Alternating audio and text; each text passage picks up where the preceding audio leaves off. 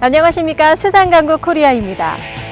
정부의 국정과제로 수산의 미래 산업화가 선정된 이후에 우리 수산업의 경쟁력을 강화하기 위해서 각계의 움직임이 활발히 진행되고 있습니다. 이러한 정부의 시책에 발맞춰서 각 지방자치단체에서는 수산의 발전을 위해 어떤 노력들을 하고 있는지 충청남도 안희정 도지사를 만나 직접 들어봅니다.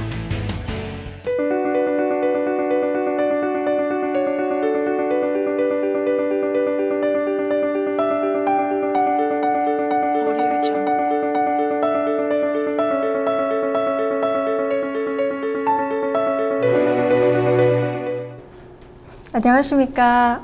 예, 안녕하세요. 어서 오세요. 네. 먼저 전국에 계신 수산관계 종사자 여러분께 인사 말씀 부탁드리도록 하겠습니다. 시청자 여러분 안녕하십니까. 저는 충청남도 도지사 안희정입니다. 저희 충청남도는 지난해 말에 도청 이전을 하고 해양건도라고 하는 서해안 비전을 마련해서 바다와 해양을 새로운 지역 발전의 큰 동력으로 삼고자 노력 중에 있습니다.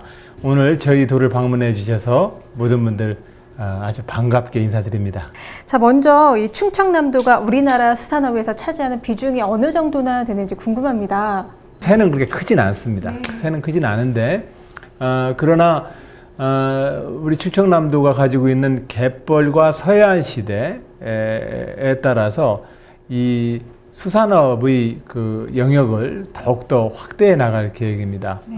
갯벌을 통한 바지락, 굴, 그리고 해산섬, 그리고 이제 보령서천을 중심으로 하는 김산업 등 네. 많은 수산업 종목들이 충청남도의 지역 어업 발전을 하는데 아주 큰 역할을 하고 있습니다. 그렇다면 이런 충청남도가 수산업의 발전을 위해서 특히나 주력하는 부분이 있다면 어떤 것들이 있을까요? 바다의 모든 생물은 육수를 먹고 자라납니다. 육지로부터 흘러나온 많은 물들의 유기물과 퇴적물들을 먹고 바다 생물이 자라는데 지금 모든 방주제가 많이 어떻게 되어 있습니까? 다 농업국가 시절에 산업국가 시절에 땅을 쓰려고 다 막아버렸습니다. 네. 그래 놓고 나서 우리는 별도로 또 종묘를 사다가 종패를 갖다 뿌립니다.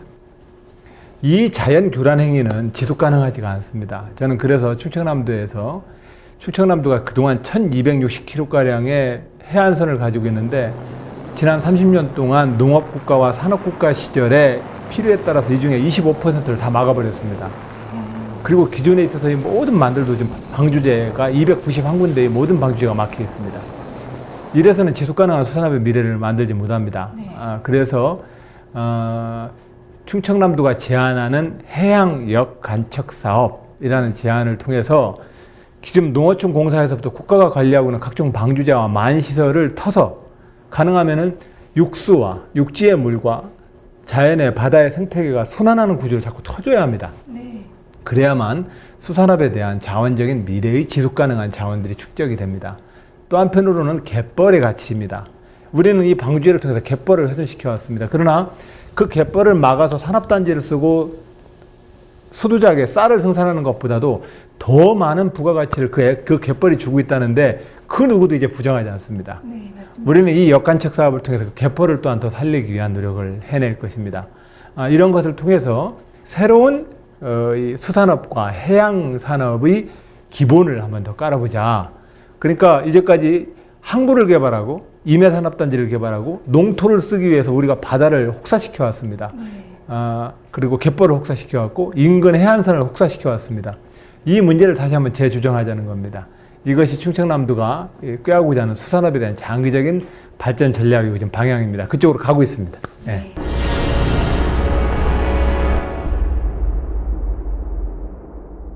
그런데 최근에는 세계 각국 FTA 추진과는 물론이고 이상기후 현상 때문에 이 폭염이 이어지면서 우리 어업인들의 고통이 굉장히 극심하다고 합니다. 이런 문제점들을 해결할 수 있는 대처법이 혹시 충청남도에는 어떤 것들이 있을까요?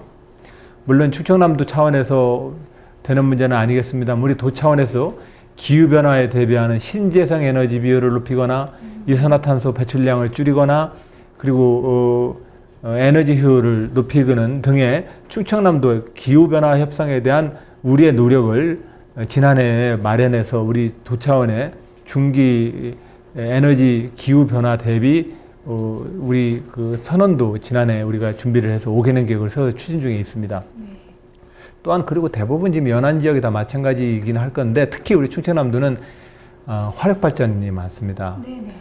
국내 화력 발전의 약 30%가량을 우리 충청남도 서해안이 담당하고 있습니다. 여기로부터 나오는 연간 수십만 톤의 따뜻한 물, 그 발전소 온수가 나와서 가능하면 그것을 이 수산업과 대립되는 쪽으로 작동을 하는 게 아니라 수산업의 보조로 좀 쓸 수 있는 방법이 없을까? 하여튼 그 온수를 어떻게 하면 좀 활용할지에 대해서 지금 우리 충남발전연구원에서 지금 2년째 연구 중에 있습니다. 좋은 연구 성과가 나오길 저는 좀 기다리고 있는 중입니다. 유류 사고가 발생한 지 올해로 벌써 6년째입니다. 정말 온 국민의 걱정과 안타까웠던 그런 사건이었는데요. 그동안의 피해 대책 경과와 또 도청의 입장은 어떤지 여쭤보고 싶습니다. 그것 때문에 바다의 생태에서부터 많은 수산인과 어업인들이 생계터전을 잃고 굉장히 많은 오랜 동안 고통을 겪었습니다. 물론 수백만에 이르는 전 국민이 나서서 그 바다를 다 하나하나 들어서 닦아주셨습니다. 그래서 굉장히 우리로서는 고맙고 기적입니다. 그걸 생각할 때마다 굉장히 우리 대한민국에 대한 자부심이 생깁니다. 그래서 이제 겉모양은 어느 정도 이제 많이 이제 복원이 됐습니다. 놀러 오셔도 됩니다. 관광 오셔도 되고 해수욕 놀러 많이 와주셨으면 좋겠고요. 하지만 우리가 이제 얼마를 청구를 주민들이 피해봤어요라고 신고를 했는데 그 중에서 우리가 피해를 인정받은 게 일할이 10%가 안 됩니다. 피해를 입증을 하기가 어렵다는 측면이 하나 있고 또 한편으로는 그 바다를 향해서 펜션업과 관광업을 하기 위해서 어떤 사람이 펜션을 은행 대출을 받아서 줬다고 쳐요. 그러면은 태안반도에 태안에 관광객이 연간 1,000만 명 이상이 들어왔던 데인데 그 사고가 나고 나서 이듬해까지 연간 400만 명도 안 들어왔어요. 그러면 거기서 펜션업을 하려고 대출받았던 사람은 다 망할 수밖에 없잖아요. 수산업을 하려고 양식장 했던 사람들도 다 망하게 되잖아요. 그렇게 해서 비관자살 한 분이 4분이나 되세요. 근데 도지사로서 되게 미안한 게 사실은 그분들이 죄가 없잖아요. 근데 이제 그분들의 그 피해에 대해서 입증하려면 또 유류 사고 때문에 펜션 당신 관광업 안 된 것까지 어떻게 물어질 수 있냐, 그 피해를 어떻게 확정할 수 있느냐고 또 이제 서로 시비가 붙는 겁니다. 이렇게 해서 지금 현재 정식 재판에 들어가 있습니다. 국제 재판을 통해서 보전금 인정을 받았던 것을 국내 우리 재판부에서 다시 한번 또 손해사정을 약식으로 했는데 좀 그걸 확대했습니다. 확대했더니 국제유류피해본부 측에서도 불복을 하고 정식 재판을 청구했고 우리 어민들도 나는 여전히 그 액수에 만족하지 못해요. 나는 더 피해를 봤어요. 라고 정식 재판을 청구한 겁니다. 그래서 지금 정식 재판이 지금 시작되어 있는 상태입니다.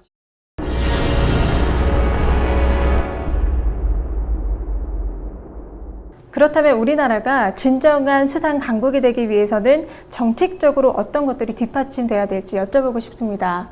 지난 세기까지 우리는 바다를 항해를 위한 신장로 뚫지 않아도 되는 길, 이게 바닷길입니다. 육지에다가 길 내려면 신장로를 쪽에 돈 많이 들어가요. 근데 바닷길은 대신 풍랑이 있어서 위험해요. 그러나 모든 인류의 문명은 이 바닷길을 통해서 됐습니다. 그래서 항만과 해운이라고 하는 것이 바다의 가치였었고, 그리고 그걸 통해서 우리는 낚시나 수산업을 통해서 먹거리를 생산했어요. 그리고 또 바다로부터 우리는 많은 이제 장차로는 관광과 레저라고 하는 삶의 여유들을 그 공간에서 만들어내죠. 근데 이 모든 일은 결과적으로는 지속 가능한 발전 전략이어야 합니다. 농업국가의 필요에 따라서 산업국가의 필요에 따라서 바다와 만을 끊임없이 막아대면서 우리가 수산업든 수산업대로 해야 되겠고 땅은 땅대로 써야 되겠고 이것도 이 이율배반적입니다. 그래서 가능하면 그것들을 조금 더 정리를 해내야 되고 또 두 번째로는 우리 어민들께 부탁드리고 싶은 건 우리가 16개 종류로 나눠져 있는 각종 어업 면허권에 대해서 때만 되면 이제 많은 것이 관을 상대로 우리 어민들은 요구를 합니다. 어업권의 조정을 위해서. 근데 사실상 그 인근의 어업권에 대해서는 우리 어민 여러분들이 함께 논의해 주셔야 합니다. 그걸 국가의 강제력을 가지고서 통제를 하거나 규정을 하는 데는 저보다 한계에 이르렀습니다. 실질적으로 우리가 지속 가능한 수산업의 미래를 위해서 어업과 수산업 지도자들이 이 문제에 대해서 같이 논의를 해 주셔야 합니다. 충청남도에서는 농업회의소와 수산업회의소를 구성하려고 합니다. 장차로 이 회의를 통해서 수산업과 인근의 어업과 각종 어업 면허 종류에 대해서는 저는 뭔가 자율적 우리 내부적인 규정을 만들길 저는 제안합니다. 이 문제를 법규를 가지고 관의 지도를 가지고 이거 해결 안 됩니다. 그래서 다시 한번 우리 어민 여러분들이 이러한 흐름에 수산업의 주인공으로서 나서달라 이 말씀을 좀 드립니다. 그리고 또 한편으로 우리 충청남도에서는 제가 36대 도지사로 취임하자마자 해양 항만 관련된 국을 신설해드렸습니다. 근데 이제 기존의 건설교통국과 함께 이 업무를 좀 보도록 해서 명실상부하게 국 신설은 아니었는데 이번에 박근혜 대통령 들어오셔서 해양수산부가 이제 부활됨으로써 저도 힘을 받아서 해양수산국을 도에서 만들었습니다. 이 해양수산국 신설을 통해서 수산업, 해양의 가치가 우리 삶의 산업의 발전, 삶의 질이 향상되어지는 공간으로서 이 수산업과 해양정책이 어우러질 수 있도록 충청남도에서 한번 좋은 모범 사례를 많이 만들어 보겠습니다. 네, 오늘 말씀 감사합니다. 끝으로요, 저희 전국에 계신 이 수산관계 종사자분들께 격려 말씀 부탁드리겠습니다. 우리 수산업 지도자 여러분께서 많이 좀 이끌어 주십시오. 다만 제가 어떤 분야의 정책이든 간에 꼭 말씀드리는 게 있습니다. 같이 해주셔야 합니다. 도지사나 시장 군수 혼자서 못합니다. 우리가 인근의 어업과 관련되어지는 많은 우리의 또 수산식품에 대한 많은 제품 규격에 대해서도 우리들이 함께 해줘야 합니다. 그래서 그 바다를 함께, 그 바다의 자원을 함께 지키기 위한 우리의 노력들을 같이 해줄 때라야만 우리의 지금 이 수산업이 부딪히고 있는 여러 가지 어려움들을 저는 극복할 수 있다고 생각을 합니다. 우리 지도자 여러분들께서 함께 수산업 발전을 위해서 함께 좀 나서주시고 충남도에서는 그 수산회의소 이런 우리들이 함께 참여해서 우리의 정책을 함께 결정할 수 있는 논의 틀들을 좀 만들어 볼까 합니다. 그렇게 해서 우리가 스스로 어떤 자율적 어떤 규정들을 만들어낼 때라야만 저 바다가 우리한테 복이 될 거라고 생각을 합니다. 함께 해주시길 바랍니다. 감사합니다.